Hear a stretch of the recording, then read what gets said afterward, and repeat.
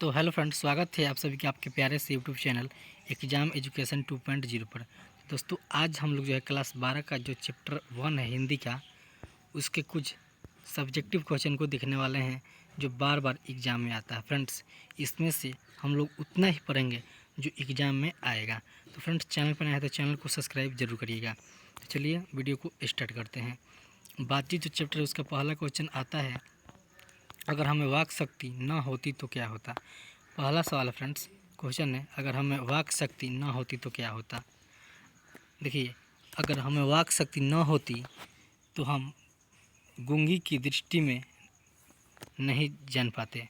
अगर हमें वाक शक्ति न होती तो हम जो है इस गूंगी सृष्टि के बारे में नहीं जान पाते, जो कौन क्या है इसके बारे में हम लोग जो है नहीं जान पाते।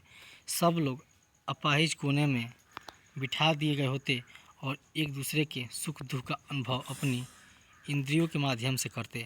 अर्थात अगर हमें बोलने की शक्ति नहीं होती तो हम लोग जो है सिर्फ इशारे के माध्यम से जो है अपनी दुख सुख का जो है बात कर सकते और अपने हृदय के भावों के विचारों को एक दूसरे से नहीं कह सकते।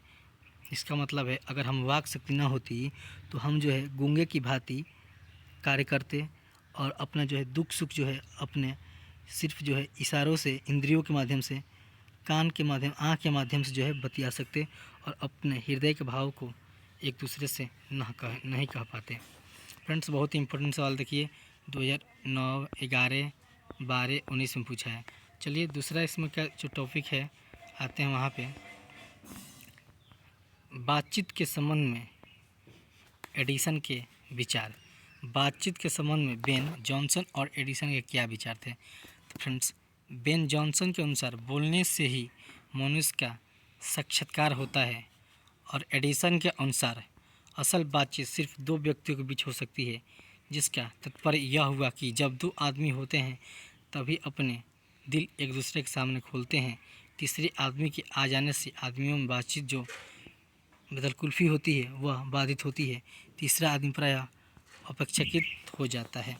फ्रेंड्स, बेन जॉनसन के अनुसार जो कहना है कि बोलने से ही मनुष्य का रूप का जो है साक्षात्कार होता है और एडिसन के अनुसार असल बातचीत सिर्फ दो व्यक्तियों के बीच होती है। तीसरा आता है तो जो है दोनों आदमियों की बातचीत को बिगाड़ देता है। अगला सवाल आता है आप लोगों का, आर्ट ऑफ कन्वेंशन क्या है। आर्ट ऑफ कन्वेंशन क्या है फ्रेंड्स। तो आर्ट ऑफ कन्वेंशन यूरोप के लोगों में परस्पर बात करने की कला को कहते हैं। क्या कहते हैं? यूरोप में जो बात करने की कला होती है उसे हम लोग जो है आर्ट ऑफ कन्वर्सेशन कहते हैं। उसकी पूर्ण शोभा काव्य कला प्रवीण विद्वान मंडली में है। इसमें ऐसे चतुराई के प्रसंग होते हैं जिन्हें सुनकर कानों को अत्यंत सुख मिलता है। यूरोपीय लोगों की बातचीत में विद्वता का द्वंद्व नहीं था, बातचीत में आकर्षण बना रहे, इसलिए वहाँ के लोग अपनी बातचीत में सरल उक्तियों का ध्यान रखते हैं। इसी को हिंदी में सुहृद गोष्ठी नाम दिया गया। अगला आता है टॉपिक आप लोगों का, मनुष्य की बातचीत का उत्तम तरीका क्या हो सकता है। फ्रेंड्स, ये जो है दीर्घ उत्तरीय प्रश्न है। क्या है? 5 राउंड में आता है। मनुष्य के बातचीत का उत्तम तरीका क्या है। तो मनुष्य के बातचीत का उत्तम तरीका यह है कि वह स्वयं से बातचीत करने की कला विकसित करे। यदि दूसरे से बात करना चाहे तो उसके लिए उस सामने वाले व्यक्ति के स्वभाव और स्थिति के अनुसार अपने को संभालना पड़ेगा। लेकिन यदि वह स्वयं से बात करना सीख लेता है तो मन में मौजूद संसार भर के विधि रूपों के प्रति अपनी निजी समझ से संवाद कर पाएगा। इस तरह अवाक रहकर भी एक आत्मगत संसार की रचना कर सकेगा। फ्रेंड्स,